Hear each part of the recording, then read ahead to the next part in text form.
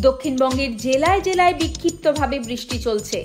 কলকাতাও তার ব্যতিক্রম নয়। কলকাতায় বৃষ্টির সঙ্গে মাঝে মাঝে ঝোড়ো হাওয়া বইছে। বঙ্গোপসাগরে নতুন করে যে নিম্নচাপ অঞ্চলটি তৈরি হয়েছে তার প্রভাবেই এই দুর্যোগ বলে জানিয়েছে আলিপুর আবহাওয়া দপ্তর। বুধবার বঙ্গোপসাগরের নিম্নচাপ অঞ্চলটি আরও ঘনীভূত হয়ে সুস্পষ্ট নিম্নচাপ অঞ্চলে পরিণত হয়েছে। বর্তমানে তার অবস্থান উত্তর উড়িষ্যা উপকূল সংলগ্ন উত্তর পশ্চিম বঙ্গোপসাগর। এর সঙ্গে ঘূর্ণাবর্ত রয়েছে সমুদ্রপৃষ্ঠ থেকে 7.6 কিলোমিটার উঁচুতে। আগামী 24 ঘন্টায় তা উত্তর উড়িষ্যা এবং ঝাড়খণ্ড ছত্তিশগড় উপকূল ধরে আরও পশ্চিম উত্তর পশ্চিমে এগোবে। মৌসুমী অক্ষরেখায় এই মুহূর্তে বিকানের, জয়পুর, দামোহ, সম্বলপুর হয়ে সুস্পষ্ট নিম্নচাপ অঞ্চলের মধ্যে দিয়ে উত্তর পশ্চিম বঙ্গোপসাগর পর্যন্ত বিস্তৃত। এর ফলে বঙ্গোপসাগর থেকে স্থলভাগে ঢুকছে প্রচুর পরিমাণে জলীয় বাষ্প। ফলে দক্ষিণবঙ্গের বিস্তীর্ণ অংশে বিক্ষিপ্তভাবে বৃষ্টি হতে পারে।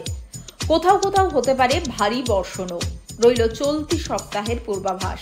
বৃহস্পতিবার দক্ষিণবঙ্গের অধিকাংশ জেলায় বিক্ষিপ্ত বৃষ্টি হতে পারে। বজ্রবিদ্যুৎ সহ বৃষ্টির সম্ভাবনা রয়েছে উত্তর 24 পরগনা, দক্ষিণ 24 পরগনা, পশ্চিম মেদিনীপুর, ঝাড়গ্রাম, বাঁকুড়া, পুরুলিয়া, বীরভূম এবং পশ্চিম বর্ধমানের কিছু অংশে। সঙ্গে বইতে পারে ঘন্টায় 30 থেকে 40 কিলোমিটার বেগে ঝোড়ো হাওয়া। শুক্রবার পূর্ব মেদিনীপুর, পশ্চিম মেদিনীপুর, দক্ষিণ 24 পরগনা এবং ঝাড়গ্রামে বজ্রবিদ্যুৎ সহ বিক্ষিপ্ত বৃষ্টি হতে পারে। শনিবার এবং রবিবার দক্ষিণবঙ্গের বিভিন্ন জেলায় বিক্ষিপ্তভাবে হালকা থেকে মাঝারি বৃষ্টি হতে পারে। আবহাওয়া সংক্রান্ত কোনো সতর্কতা জারি করা হয়নি।